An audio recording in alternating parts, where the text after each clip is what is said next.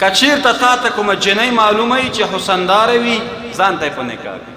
مېرمنه یې ورته وایي چې شمارلې مې نه دي، زنا مې کړې ده شمار مې نه دی کړی، ما چې ورنه یری هغه دا شی دی او چاپړه یې ورپسې ګزاره کړه او په ځمکه وغورځېده.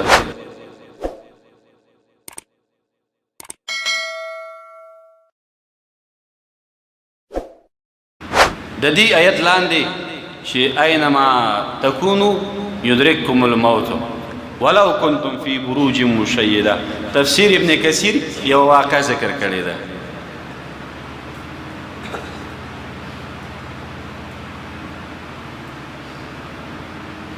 یو سیاسره وه لوري پیدا شو په یو کور کې، د کور خادمو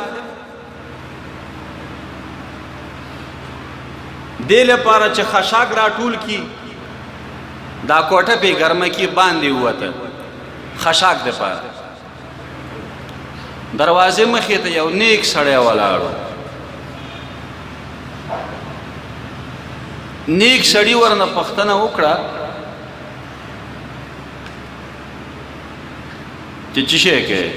وایي خشاک راټولوم دا کوټه ګرموم. نیک سړي ورته وویلي چې دغه جنۍ چې اوس پیدا شوې ده دا به 100 کسانو سره زنا کوي او د دې مرګ چې دی د غني د لاسه دی، د دې مرګ د جولاګي د لاسه دی. اما ډنډه میږم هغه خادم چې و سوچ یې وکړو چې دا جنۍ به اوس غټېږي او بیا به زنا کوي، راشه دا مړه که. چاړی را واخیسته او د دې ماشومې خېټه یې ورته وشکوله. یقین یې راغی چې نور پاتې کېږي نه، د کور نه وتښتېده لاړ. ډېره موده تېره شوه، چېرته مزدوري وکړه پیسې وګټل، ډېر مالدار شو. اراده یې وکړه چې ځان ته واده وکړي. دا خبره دې لپاره درته کوم چې د الله جل جلاله په تقدیر کې دا څه چې لیکل شي دا خامخا کېږي. هر څومره ځان خلاصوي نه خلاصېږي.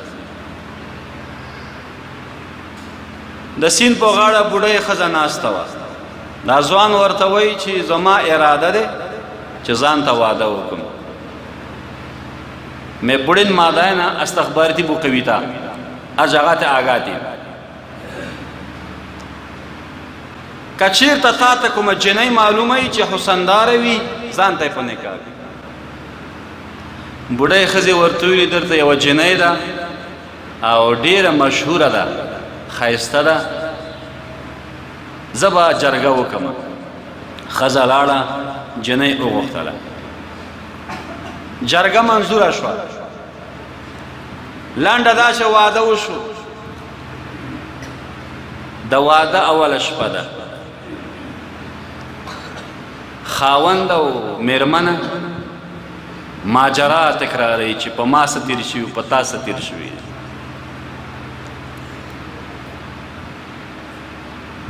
دا مستحبه طریقه ده چې د هر سنه مخکې خاوند او میرمنه خپل مابین کې غوري وکړي چې دوی په مابین کې الفت او محبت پیدا شي.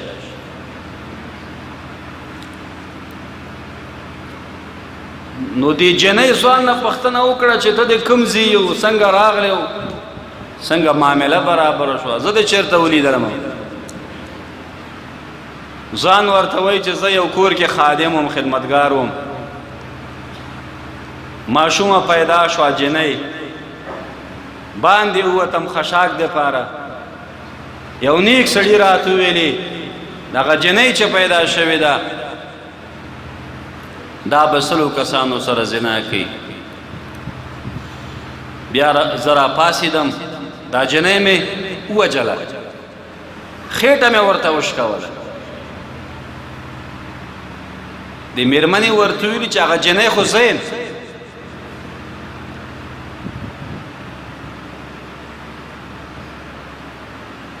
خاوند ورته وایي ښه چې ته ستا په باره کې هغه سړي ویلي و چې دی به 100 کسانو سره زنا کوي، تا به زنا کړي؟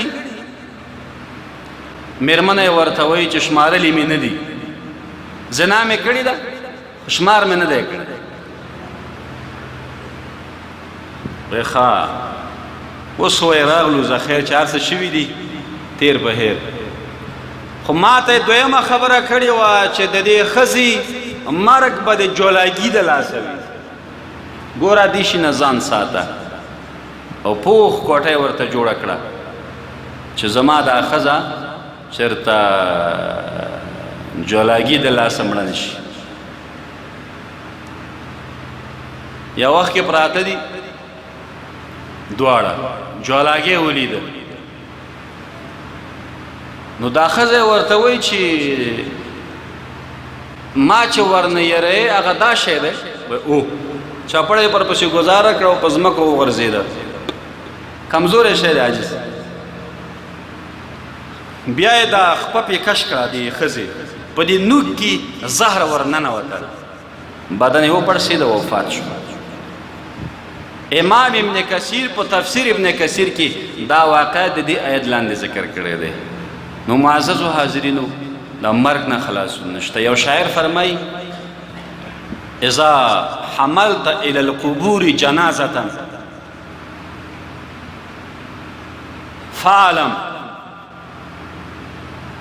بانك بعدها محمول. پویشه چې ته به دې جنازې نه وروسته ته به هم یو ورځ جنازې په کټ کې وړل کېږي، ته به هم یو ورځ وفات کېږي. نو معززو حاضرینو مرګ یقیني دی او نبی علیہ السلام مبارک فرمای هوښیار انسانان هغه څوک دي چې مرګ دپاره تیاری وکړي. د مرګ نه خلاصون نشته. دا طبابت یو سبب دی او چې الله فیصله کړي هغه بچیږي نه.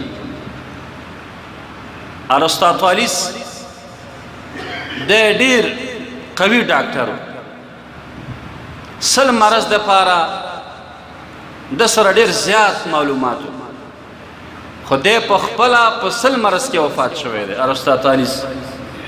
افلاطون په فالج کې ډیر ماهر و، فالج مرض کې دی په خپله په فالج کې وفات شوی دی. لقمان حکیم صاحب دی په سرسان مرض کې ډیر ماهر و، دی په خپله په همدې مرض کې وفات شوی دی. او جالانوس دا یو لوی طبیب دی، د معدې په مرض باندې ډیر ماهر و، دی د معدې په کینسر باندې وفات شوی په خپله. نو معززو الله جل جلاله د تقدیر نه خلاصون نشته. خو راځئ چې الله جل جلاله سره وعده وکړو تیر په هیر الله دې راته تیر ګناهونه معاف کړي، آینده به الله جل جلاله سره جوړه وکړو، الله نه به معافي وغواړو، خپل اعمالو کې به بدلون راولو ان شاء الله.